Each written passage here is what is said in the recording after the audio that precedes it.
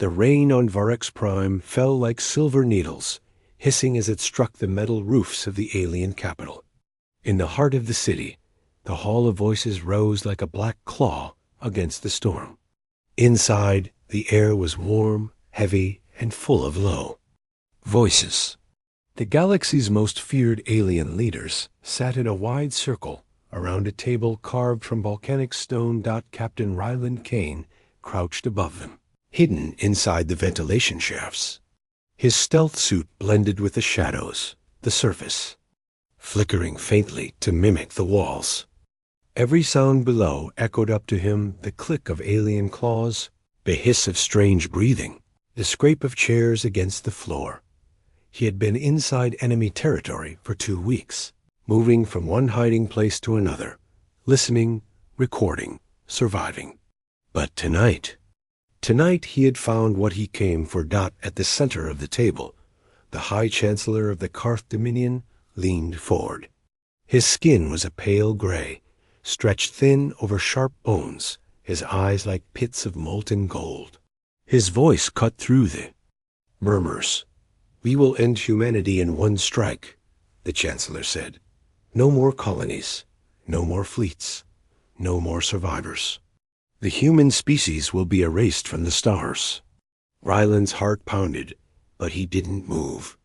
His hands gripped the edge of the shaft, knuckles pale under the suit's gloves. Another alien spoke, her voice deep and wet, like bubbles rising from deep water. She belonged to the Trivern Collective, a species with glassy skin that shimmered in the lamplight. "We have their locations, every shipyard, every supply route. Strike them together, and they will not recover." A third voice, sharp, cold, full of contempt, added, "Humans spread like a disease. They adapt, they hide, they fight without rules. We must not give them a chance to respond." Ryland's jaw clenched. They talked about his people as if they were pests to be crushed. One of the council members projected a holomap into the air. Red lights marked human colonies, dozens of them. One by one, the alien delegates' long claw tapped each location, explaining the plan. "Here we will begin with the border worlds. Their military will rush to defend them, leaving their core. Worlds open. Then," the alien made a sweeping motion across the map, "we burn the heart of their civilization." Ryland felt the cold sink into his chest. This wasn't just an attack, it was an extermination. He leaned closer to capture every word on his recorder, the tiny device built into his wrist bracer. But as he shifted his weight, a faint metal click echoed in the shaft. Every head in the room turned upward. Raylan froze. For a long second, no one moved. Then a guard near the wall, a massive creature with armor plates growing from its skin, took a step toward the sound. His head tilted, nostrils flaring as he sniffed the air. "Something is up there," the guard growled. Raylan's suit shifted its camouflage to mimic the vent wall, but the power gauge on his display flashed a warning: low energy. The suit's cloak was failing. The guard's claws scraped against the wall as he moved closer. His eyes narrowed. The Chancellor raised a hand. "Check it, now." The guard reached up toward the vent. Raylan's fingers tightened around his knife, not because he wanted to fight, but because he might have no other choice. He could kill the guard. Quietly. But the moment he did, the rest of the council would know. A sudden burst of static from the hall's communication system pulled the guard's attention away. A message had arrived, urgent. The Chancellor turned to listen, and the guard stepped back. Ryland used the moment to silently crawl backward through the shaft, his breath shallow, every muscle tight. Behind him, the council's voices rose again. "The fleets are already mobilizing," one said. "Within 7 cycles, humanity will cease to exist." 7 cycles. That was all the time Earth had left. He slipped deeper into the vents, and down a narrow shaft into the maintenance tunnels beneath. The Hall of Voices. The air here was damp, smelling of rust and old water. Pipes rattled as steam hissed through them. Finally, he found a dark alcove and crouched down, pulling out a small transmitter. Its surface was scratched, its power cell nearly spent, but it was his only lifeline. He tapped a coded sequence on the pad. The screen lit faintly. He spoke in a low whisper. "They're planning full extinction. All human colonies targeted. 7 cycles left. Repeat 7 cycles. Send a message to command. Tell them we need to move now." There was a brief pause, then a voice crackled back, distorted but urgent. "Message received. Hold position. Await further orders." Ryland closed his eyes for a moment. Holding position meant staying inside the alien capital, surrounded by enemies, until the resistance decided to act. Outside, thunder rolled through the city, and the rain kept falling. Somewhere above him, the council continued to plot the death of his people, never realizing that one human was already among them, listening to every word, and he wasn't leaving until he found a way to stop them. The tunnels under the hall of voices were dark and silent, but Ryland knew better than to trust the quiet. The alien capital was a living machine. Its pipes carried whispers, its vents breathed heat, and its shadows often hid watchers. He moved fast, crouching low, his boots barely touching the metal floor. His stealth suit was still active, but the power bar on his wrist was shrinking with every second. One more hour and the cloak would fail completely. A sudden metallic clang rang out behind him. Ryland froze. Through the dim light, a spider-like drone scuttled into view. Its metal legs clicked on the floor, and a glowing red lens swept left and right. The drone paused, turning toward him. Ryland held his breath, pressing himself against the wall. The red lens stopped focusing. The drone gave a sharp chirp, and its body began to hum. It was about to alert the guards. Ryland acted. He lunged forward, grabbing the drone with both hands, twisting its head until a loud snap cut the sound short. Sparks flickered as it went limp. He dropped it into a shadowed corner and kept moving. Above him, the heavy steps of alien guards echoed through the hallways.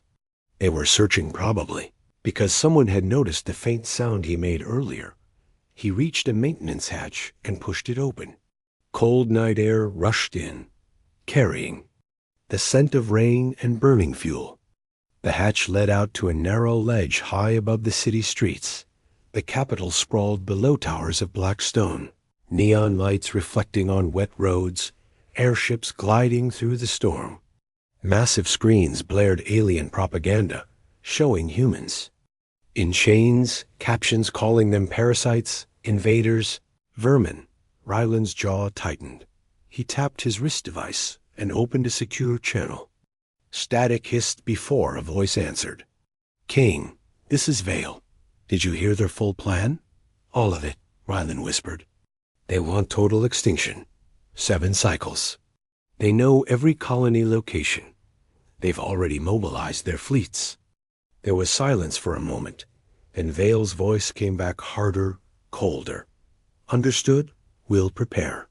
Your job is to stay in the city and feed us updates until we strike. Don't get caught." The channel closed. A flash of light reflected. Off the ledge someone was aiming a scanner in his direction. Ryland dove down a side wall, using his suit's climbing grips to slide between 2 buildings. The drop ended in a narrow market alley, empty except for flickering lights and a row of closed stalls. He stepped around a corner, then stopped. 2 alien enforcers were there, tall and insect-like, their armor plates glistening under the rain. One of them turned, eyes glowing faint green. "You there, stop." The alien barked in its harsh native tongue. Ryland's cloak flickered once dangerously. He ducked behind a stall, knocking over a crate of glass bottles. The shatter echoed through the alley, and the enforcers rushed forward. Ryland sprinted, weaving between stalls, his feet splashing through puddles. The suit's power warning flashed red. He turned sharply into another side street, vaulted over a low barrier, and slid into a drainage tunnel. The enforcer's voices echoed behind him, angry and sharp, but fading as he pushed deeper into the tunnel's darkness. Finally, when he was sure they'd given up, he stopped, leaning against the wall, breathing hard. He still had the Council's recorded plan stored in his suit. He still had his mission. But the enemy was starting to suspect. If he stayed, the risk was rising fast. If he left, humanity's only warning would die with him. Cliffhanger. Far down the tunnel, a faint metallic tap echoed, a sound too steady, too rhythmic to be random. Someone or something was already waiting for him in the dark. Far from Virex Prime, beyond the mapped trade lanes, an asteroid drifted through a silent region of space. On its surface, a faint glimmer betrayed something hidden, a camouflaged hangar door that blended with the rock. Inside lay the last hope of humanity. Commander Sarah Vale stood at the edge of the command table, her hands flat on the surface, as a flickering holomap displayed the alien fleet's positions. The years of war had carved sharp lines into her face, but her eyes were still fierce, cold with focus. Around her, a dozen men and women worked in silence. Their uniforms were mismatched, patched from scavenged fabric. Their weapons were a mix of old human tech and stolen alien designs. An alert tone cut through the room. Transmission from Kane, the comms officer said. Everyone turned toward the main screen. The recording played Ryland's voice, low but urgent. They want total extinction. 7 cycles. Every colony location known. Fleets mobilizing now. The room went still. Vale's jaw tightened. We can't meet them head on, she said. Not with what we have left. A younger officer spoke up. So we run? No, Vale said sharply. We make them think we're already gone. If they believe they've won, they'll lower their guard. Then, she pointed to the holomap, we take out their heart. She tapped a glowing marker, the Alien Council's home system. Murmurs rippled through the room.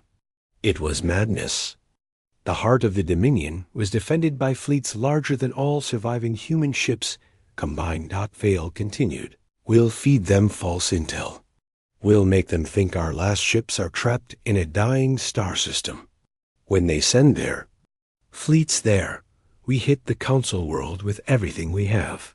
One of her senior officers frowned. That means Kane will be in the middle of the strike zone. Vale's voice didn't waver. Then he'll have to stay alive until the moment we move. Meanwhile, on Virex Prime, Ryland crept through the drainage tunnel, following the faint tapping sound. His stealth suit's power had dropped to 10%. Soon, he would be completely visible. The tunnel opened into a wider chamber lit by a single flickering bulb. A figure stood there short, hooded, with hands held up in peace. You're human, the stranger whispered in accented English. Ryland's eyes narrowed. Who are you? The hood dropped, revealing a young woman with pale blue skin and small, retractable gill slits along her neck. Not fully human, but not fully alien either. My name is Lyra, she said. I've been hiding here for months. I know what they're planning, and I know a way into the Council's secure vault.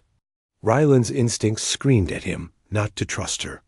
But if she was telling the truth, the vault could hold the enemy's full war schedule, their fleet routes, maybe even weaknesses they didn't know about.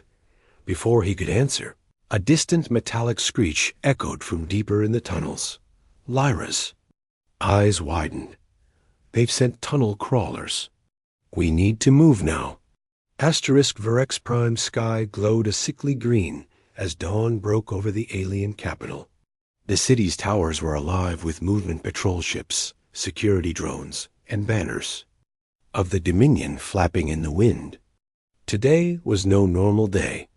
Inside the Hall of Voices, preparations were underway for the most important council session in decades. By nightfall, they would cast a single vote whether to approve the complete extermination of humanity.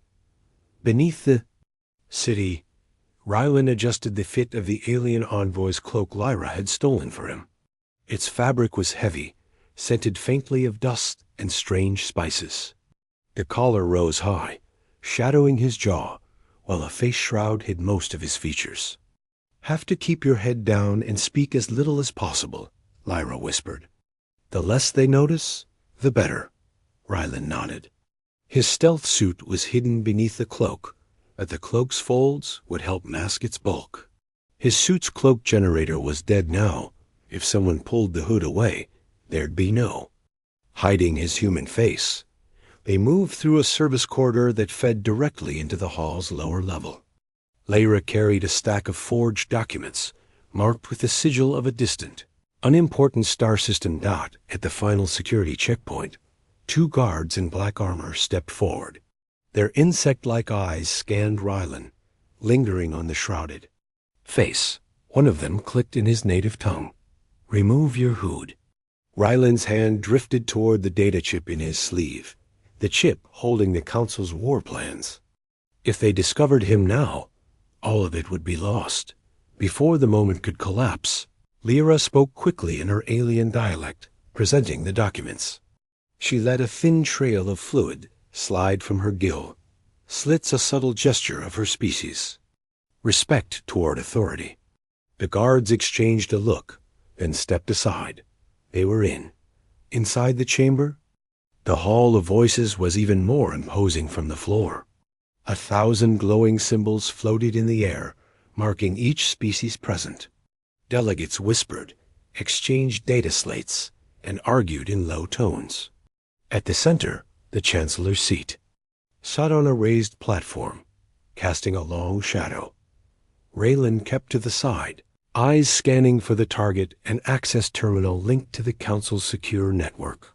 Lyra had told him it was here, behind a decorative panel near the central dais. If he could plug in his transmitter, the Resistance would receive the exact coordinates of every alien fleet in the galaxy. The Council session began. Alien voices filled the chamber, some speaking in words, others in clicks, hisses, and melodic tones. On the great holomap, human colonies lit up as glowing red targets. The Chancellor stood. "We vote now. For the survival of the Dominion, humanity must be erased. Let the votes be cast." Rylan's pulse quickened. He moved toward the dais, his steps slow but steady, slipping behind a group of delegates. Lyra kept pace, acting as if she were explaining documents to him. He reached the decorative panel and knelt, pretending to adjust his cloak. His hand slid under the edge, feeling the small latch Lyra had described. With a soft click, it opened just enough for him to slip the transmitter inside. A green light blinked on the device. Data began to flow, but across the chamber, one of the black-armored guards from the checkpoint was watching him, eyes narrowing. The Hall of Voices was chaos. Smoke drifted through the air, the ground shook under repeated blasts, and the sound of distant fighting grew louder with each moment. Raylan's transmitter flashed data upload complete, just as the guard lunged for him. He twisted, driving an elbow into the alien's side and grabbing the weapon from its hand. Lyra pulled him toward the side passage. "The fleet's here, we have to move." Outside, the alien city was under siege. Human ships streaked through the stormy sky, their railguns tearing through the Dominion's defenses. Distant towers collapsed in bursts of fire and dust, in orbit above the planet. Commander Sarah Vale stood on the bridge of the Resolute, eyes locked on the tactical display. The Council's coordinates glowed on the map. All forces target the primary defense hubs. Cut off their escape routes. No survivors in the command fleet. Her voice carried a weight that made every officer obey without hesitation. Back on the surface, Rylan and Lyra raced through the narrow streets as alien soldiers poured out of the barracks. They fired from cover, forcing the soldiers back inch by inch. A massive shadow swept over them, a human dropship coming in fast. The hatch opened, and a Marine leaned out, shouting, "Kane!" "Move it!" Rylan and Lyra dove inside as the dropship lifted off, weaving between crumbling towers. From above, they could see the human fleet tightening its noose around the planet. Inside the Hall of Voices, the alien chancellor stood alone, watching the destruction from the balcony. A human commando squad burst into the chamber, weapons raised. One of them transmitted live footage to the Resistance Command, net proof that the Council had been defeated. Moments later, the Chancellor's personal guard surrendered. Hours later, on the human flagship, Raylan stood before the Council table, only now it was occupied by human commanders. Lyra sat nearby, bandaged but alive. Commander Vale looked at him. "Because of you, we have their fleet maps, their defense codes, and their leaders in custody. The Dominion will never threaten us again." Rylan nodded slowly. "They wanted humanity gone. Now they'll live with the truth. No matter how deep they hide, we'll always be watching." The room was silent for a moment, then Vale gave the order. "Transmit the surrender terms. Humanity is free."